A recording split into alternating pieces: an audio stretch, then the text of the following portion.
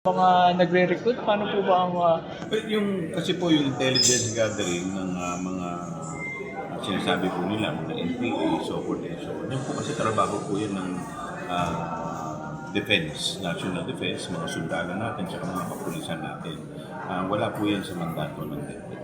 So dapat po pala nagpasa man lang ng mga mga kung nag-report sila sa National Defense. Kung ano po yung pwede, siguro na nakipag-coordinate sila. Dapat kung meron silang nalalaman tungkol dito. Pero I don't think naman kasi yung 125 million in a span of 11 days ay kasi parang ang nangyari nun, parang sila na yung nag-intelligence gathering. Hindi naman yung talagang mandato ng DepEd. Ngayon tapos na po si Wamil as a witness. Ano po ang pinaka-main takeaways doon po sa lahat ng mga testimonya po niya? Well, yung kay Wamil kasi pinaliwanag niya yung mga audit observation nila.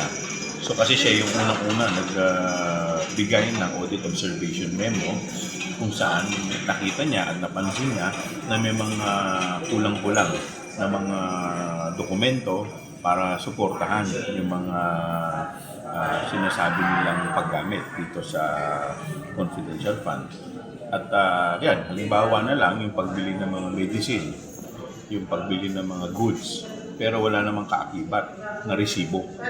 So lahat yung puro acknowledgement receipt lamang. So ang hinahanap nila yung mga kaakibat na resibo o OR, di ba, na sinasabi kanina. Bukod pa dito, ay napansin nila na yung mga evidence of success ay wala rin. So, sa madaling salita, lahat ng mga ginawa lamang na ebidensya ay puro mga acknowledgement receipt lamang. So, lumalabas, may presumption kasi sa batas, may prima facie evidence na kung hindi ito mapatunayan, ang presumption ng batas ay ito ay ginamit ng personal ng accountable officer, which is yung SDO at saka yung head ng agency. Ano po ba ibig sabihin ng prima facie evidence? Ibig sabihin, ina-assume na ng batas na ikaw ay ginamit mo yung pondo para sa iyong sariling kapakanan. Yun po yung na-establish dito kay Wamil. Sa mga susunod po na witness, ano po yung next na pag-uusapan naman po? Kasi kung makikita mo, limited lang yung naging participation ni Wamil hanggang notice of disallowance ng last quarter ng 2022, ng 125 million, December 2022. Pero insofar as yung sa mga ibang quarter, ay hindi na siya yung auditor. So yung susunod, yun naman ang magtutuloy ng kwento kung ano na naging final findings ng OWA. So ito po, hinawakan niyo po ito nung kayo chairman sa Good Government. Hanggang ngayon po ba, hindi pa rin sila tumutugon doon sa notice of disallowance ng POA?